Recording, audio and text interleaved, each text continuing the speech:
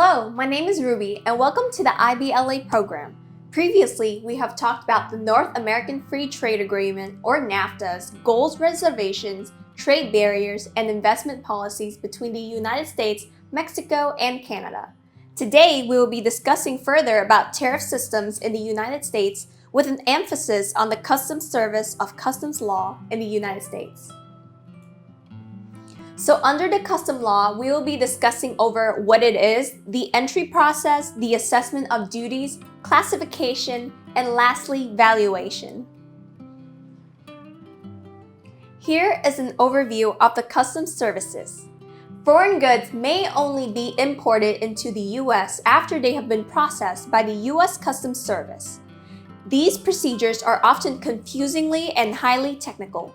If not properly followed, can result in long and expensive delays. Therefore, it is important for people in businesses to familiarize themselves with legal framework of the customs and tariff laws. Anne, would you like to start us off with what are the functions of customs services? Yes. So the U.S. Customs Service is an agency that is part of the Treasury Department.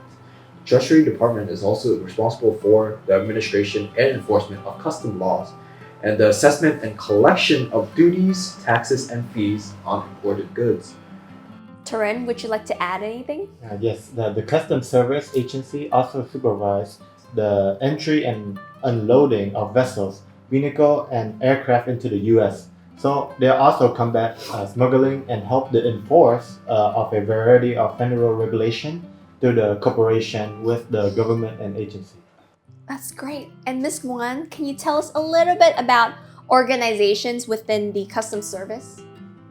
The Customs Service is under the control of the Commissioner of Customs, who is appointed by the Secretary of Treasury. To add on, it also oversees the custom territories of the 50 U.S. states, the District of Columbia, and Puerto Rico. This territory is divided into 7 custom regions, with each region is further divided into custom districts, which oversees some other 300 ports of entries and custom stations. Interesting. And would you like to add anything? Well, the Customs Service operates in a highly decentralized fashion. Most determinations and decisions are made by custom officials in the field at the point of entry. Thank you. And what do you guys know about automated commercial systems? Anne? Well, there are methods of paperless trade for customs services currently, and there's 3 ways of filing electronic summaries entries. First is the barcode system, second is an all-electronic filing, and the third method involves the standard agreements between customs and importers who make repeated entries. National entry processing. Paperless trading and technologies pave the way of the implementation of the national entry processing, as under the program, a custom broker could clear goods entering the country at another site for a customer that could be elsewhere. Nice. And Ms. Nguyen? Lastly, there is the global harmonization of a paperless trade, which is promoted actively by the Customs Service. This worldwide custom electronic data allows standardized messages for financial purposes, but moreover, for the transport and custom industry are whole. Great. Now let's dive into the general rule of interpretation, which means that if the goods are unassembled or unfinished, they would often be categorized under the same heading as corresponding completed object. For composite goods, if the project generally contains multiple elements that could fall under one or more headings, then there's a 3-step process that allows us to follow, and they must fall under 1. The heading that provides the most specific description, 2. The component that gives the item its essential character, and 3. The goods still cannot be accurately classified, then they will fall under the heading that occurs last in numerical order among the headings that otherwise merited equal consideration. I would like to add more about most closely aided. Yeah, go ahead. So when goods cannot be categorized under the previous interpretive rules, then it shall be classified under the headings of the goods that it is most closely akin to. So customs looks at factors such as its components, its intended use, normal destinations, and production progress. That's right. Okay. So let's talk more about the specific rules for interpretation. These rules would focus on the instances where the proper classification depends on the use of the imported article or where parts or textiles are being imported. So, Anne, what are its use? Well, sometimes the tariff classification will depend on the function and the use of the product itself. To qualify under the actual use subheading, the goods must meet two conditions. First, they must be directly used for the purpose listed in the description.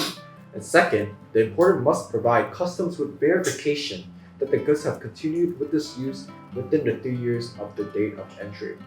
Ms. Nguyen, could you tell us about the parts being imported?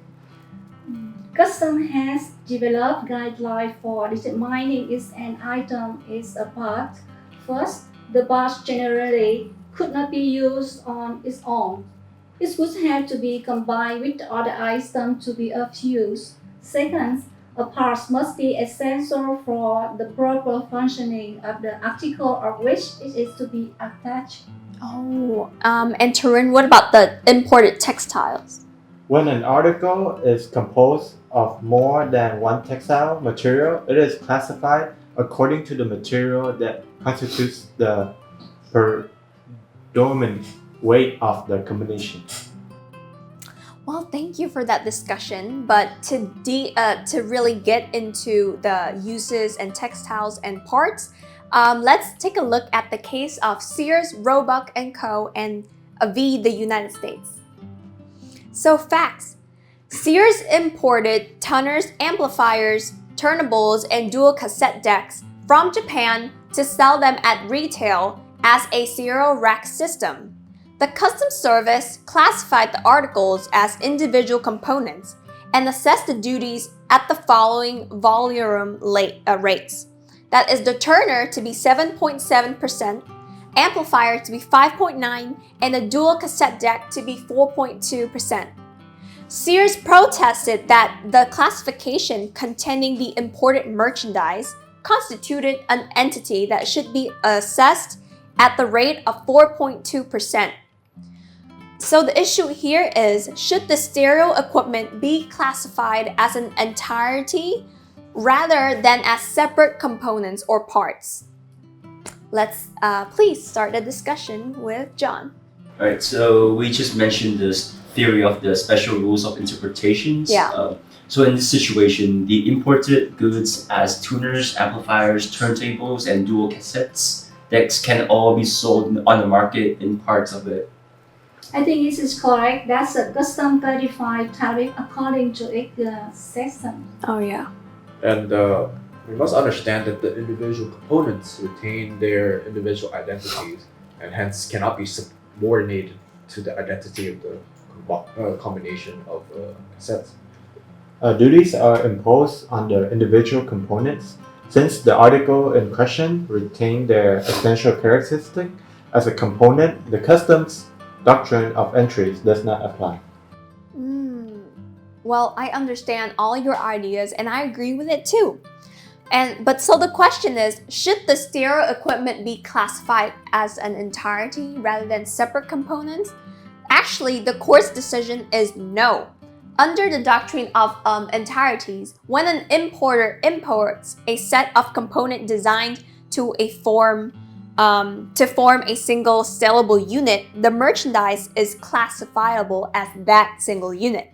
The components are classified as an entirely if, when combined as a unit, they become an inseparable part of that entity, and the changed article becomes more than which it was formerly was.